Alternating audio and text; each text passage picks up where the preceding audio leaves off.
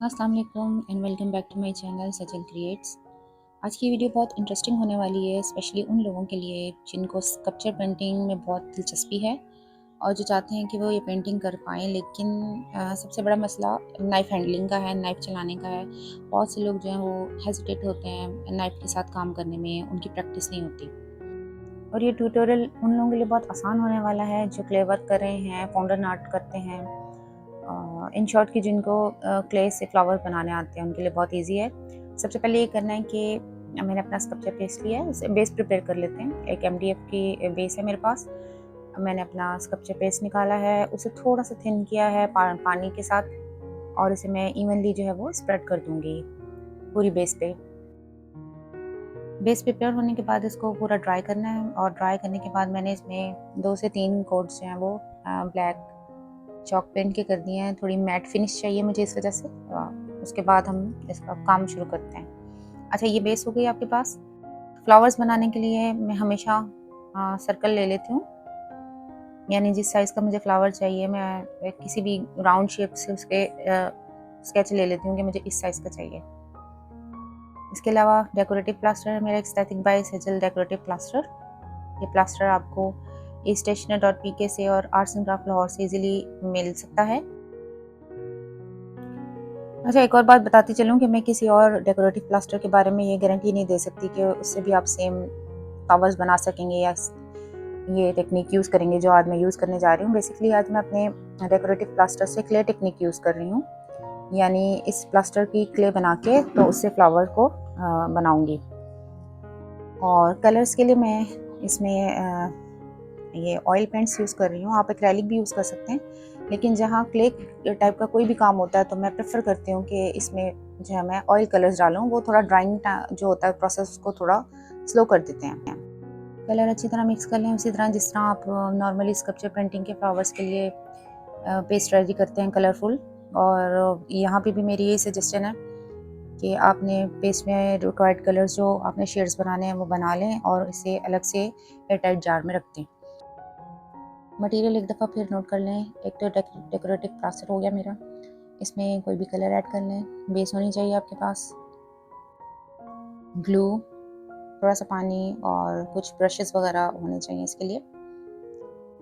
Start करते हैं। अच्छा, बेसिकली टेक्निक और मटेरियल तकरीबन सेम वही हैं जो मैं नॉर्मल स्कल्पचर पेंटिंग में यूज़ करती हूँ। मेरा डेकोरेटिव प्लास्टर है और उसको ड्राई करने, उसको थोड़ा थिक करने के लिए उसमें मैं वॉल पुट्टी पाउडर ऐड करती हूँ।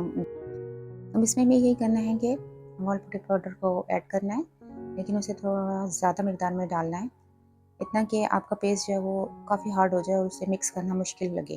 अभी आप जैसे देख रहे होंगे कि मुझे इसको मिक्स करना थोड़ा मुश्किल लग रहा है और ये एक जगह इकट्ठा होता जा रहा है।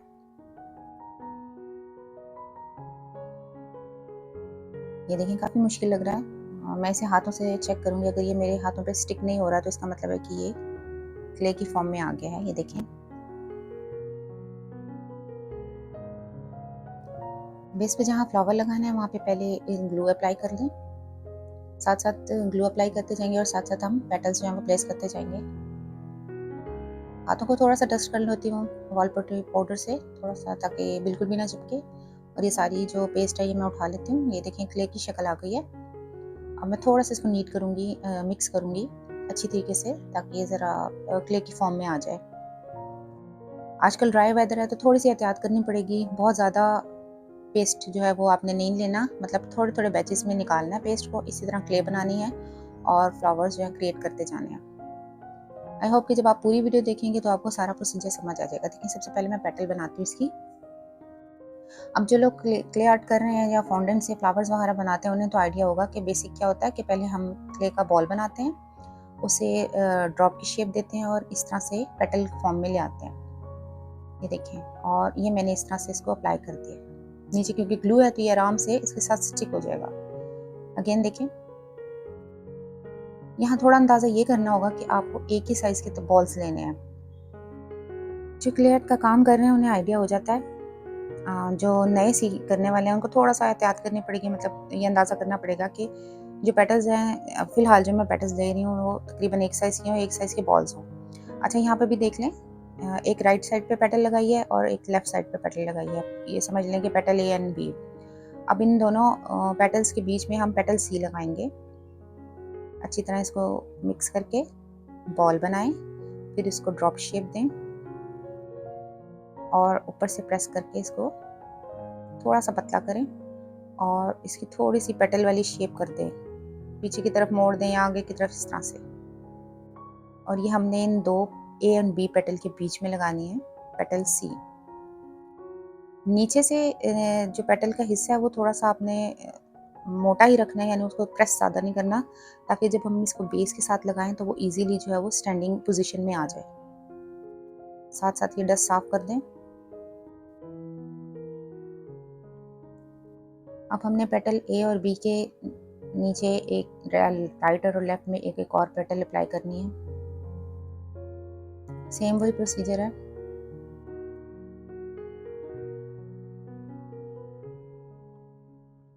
बॉल्स बनाएं, उसको ड्रॉप शेप दें और ये तमाम जो पेटल हम लगा रहे हैं initially, A B C D E, ये सब एक साइज़ की होनी चाहिए।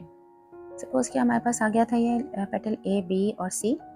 अब हमने पेटल बी के नीचे राइट हैंड साइड पे और पेटल ए के नीचे लेफ्ट हैंड साइड पे भी एक एक पेटल एडजस्ट करनी है या अप्लाई करनी है।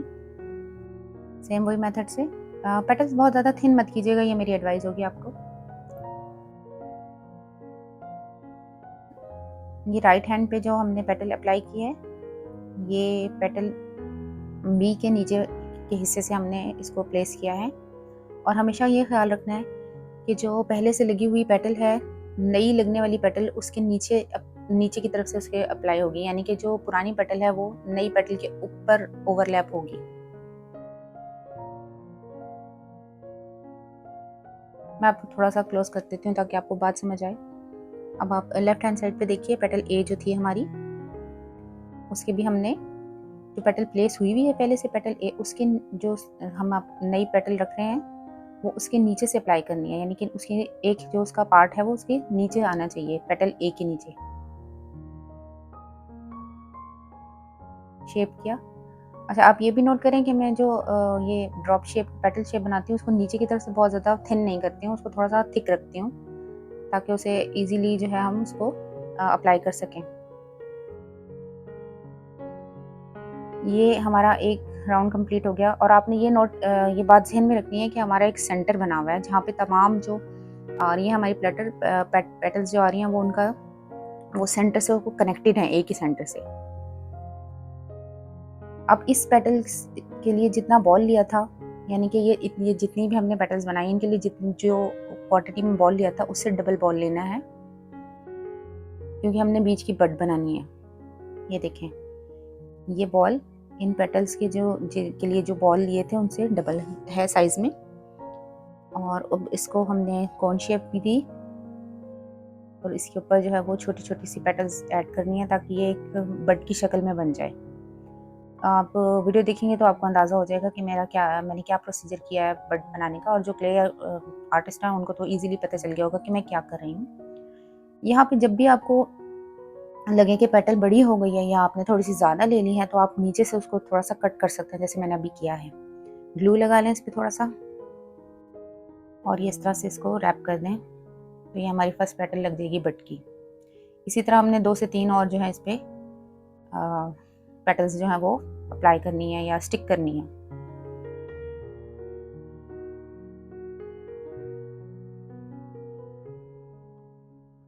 कोशिश करें जब ये आप काम कर रहे हो तो आप फ़ैन के नीचे डायरेक्टली बैठ के काम ना करें, स्पेशली जब ड्राई वेदर होता है तो ये चीज़ ज़रा ड्राई होने का जल्दी खदशा होता है। और दूसरी ये बात कि आपकी जो क्ले है उसको किसी पॉलीथीन में या किसी एयर टाइट बॉक्स में जो है वो रखें ताकि वो ड्राई ना हो जाए।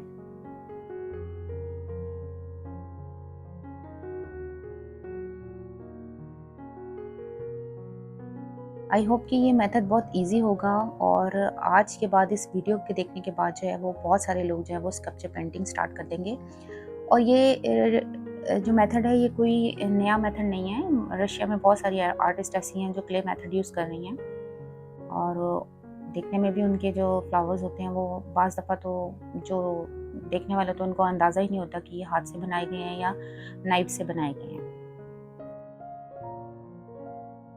बट बनाने का तरीका भी आपको समझ आ गया होगा। जो मैं पेटल्स लगा रही हूँ वो इसी तरह ओवरलैपिंग के मेथड से लगा रही हूँ। बस मेरा ख्याल है मैंने 4 पेटल्स इसमें लगाई हैं।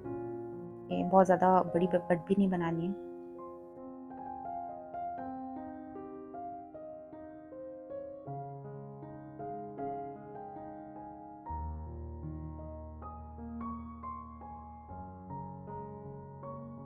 ये देखें ओवरलैपिंग कर दी मैंने। बहुत अच्छी फिनिशिंग आएगी नाइफ से बनाते हुए, बट में कभी इतनी अच्छी फिनिशिंग नहीं आती। अब इसको यहाँ मैंने अप्लाई करना है। बहुत अच्छी क्वांटिटी में ग्लू ऐड करें यहाँ पे, ग्लू लगा लें यहाँ पे और इस पर ये बट जो हैं वो प्लेस करते हैं।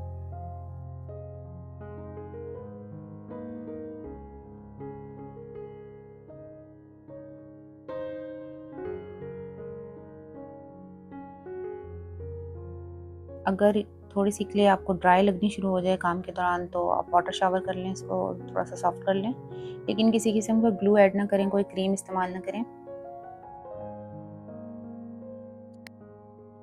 मैं 2 पेटल्स और लगाऊंगी पेटल ए और बी के आगे, जो कि कली को बड को जो है वो कवर करेंगी।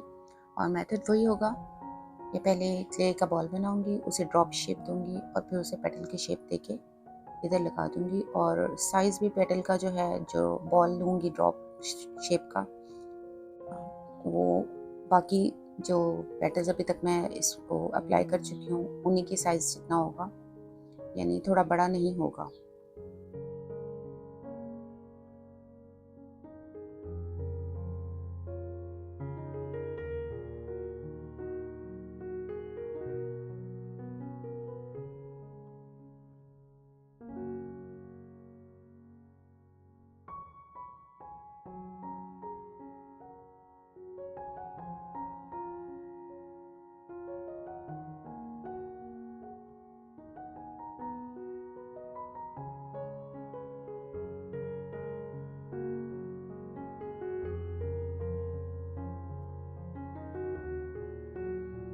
अच्छा, मुझे ये पेटल थोड़ी बड़ी लग रही थी तो मैंने इसे नीचे से थोड़ा सा कट कर दिया और इसे शेप दे दिया।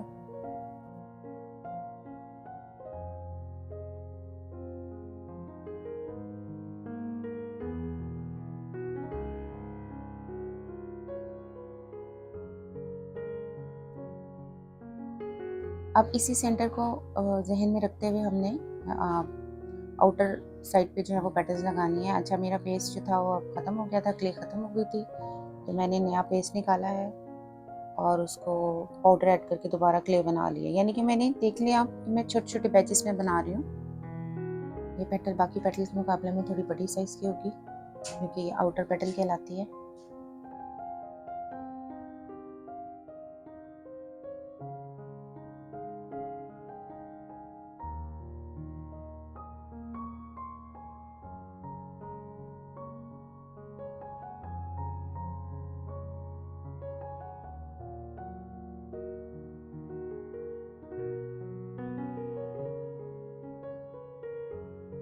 और सेम वही प्रोसीजर से लेफ्ट हैंड साइड पर भी एक पेटल और लगेगी। थोड़े बड़े साइज़ का पेटल है ये। पहले से लगी जो पेटल है उसको थोड़ा सा उठा के ये पेटल जो है इसको यहाँ पे एडजस्ट करेंगे और सेंटर जो है यही रहेगा बट के नीचे। तमाम पेटल्स का इन 2 पेटल्स के नीचे अब 2 और पेटल्स लगेंगी राइट एंड लेफ्ट में। आई होप कि ये बहुत इजी मेथड था, आपको समझ आ गया होगा।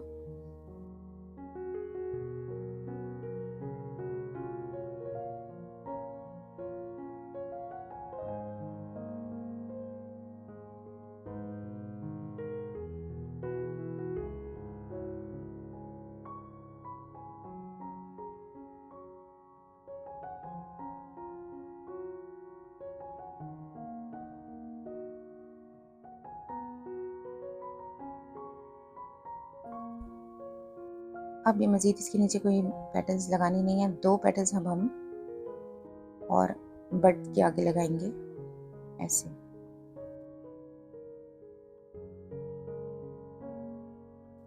ग्लू लगा के इनको आप यहाँ पे एडजस्ट कर दें इनकी शेप वगैरह। अच्छा, ये तकरीबन कंप्लीट है। यहाँ थोड़ा सा गैप नज़र आ रहा है, इस गैप में हम पेटल नहीं लगाएंगे क्योंकि फिर फ्लावर की जो शेप है, उसकी जो शक्ल है वो ख़राब हो जाएगी। करना ये है कि यहाँ से नीचे से उठा के आपने अंदर जो है इनसाइड कोई या तो क्ले के बॉल्स ही रख दें या फिर टिश्यू पेपर के बॉल्स बना के रख दें, ताकि ये जो नीचे वाली पेटल्स हैं ये ऊपर की तरफ उठ जाएं और जो बीच में जो गैप आ रहा है वो कवर हो जाए। ये देखिए, मैंने इस साइड पे भी यही किया है, नीचे टिश्यू पेपर का बॉल बना के वो इनसाइड जो है वो अंदर तक रख दिया है, ताकि ये देखिए नीचे आपको नज़र आ रहा होगा पेटल्स नीचे की तरफ से थोड़ा उठी गई हैं और जो गैप था वो कवर हो गया है। और सेम मेथड से मैंने एक और फ्लावर भी बना लिया। टाइम की कमी की वजह से मैं इसका भी प्रोसीजर नहीं दिखा सकती और ये काफ़ी हद तक ड्राई भी हो गया है। अब हम इसका लीफ बनाने का सिलसिला शुरू करते हैं।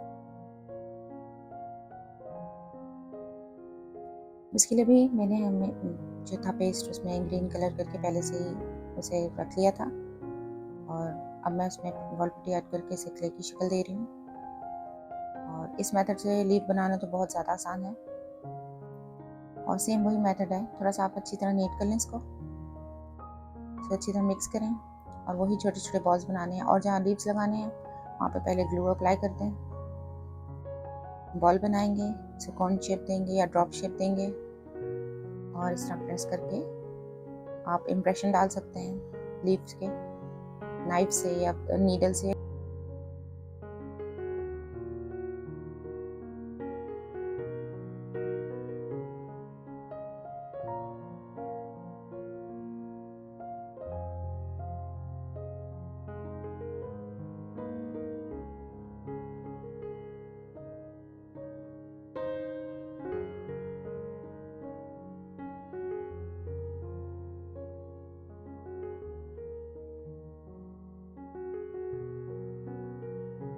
और लीव्स को भी थोड़ा शेप देने के लिए या उसे बेस से थोड़ा उठाने के लिए यही करना है कि नीचे आप क्ले के बॉल्स या टिश्यू पेपर के बॉल्स जो हैं वो रख दें, उससे वो थोड़ा सा ऊपर उठे हुए फील होंगे।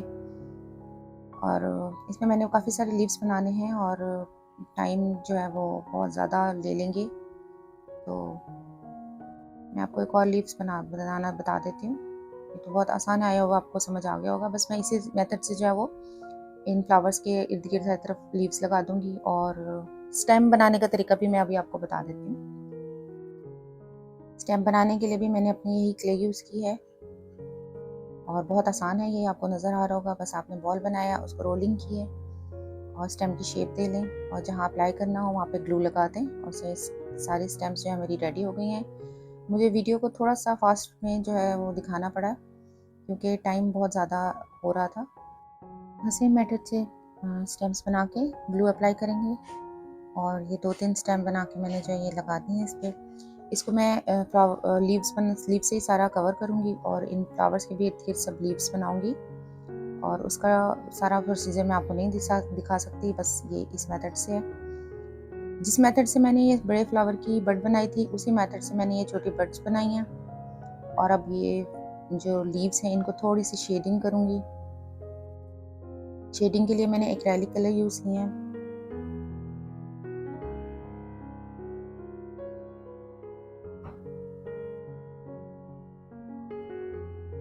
और काम के दौरान ये जो बेस थी इस पर थोड़े से स्टेन्स वगैरह लग गए थे, थोड़ा सा इसको कवर करने के लिए जो बेस कलर ब्लैक किया था वो दोबारा से इसको उन जगहों पे कर दूंगी जहाँ पे स्टेन लगे हुए हैं, जहाँ पे थोड़ा सा उसको कवर करना है क्ले वर्क को।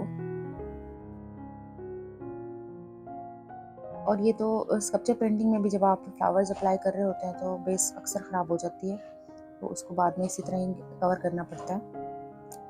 जी, हमारा आज का प्रोजेक्ट कंप्लीट है।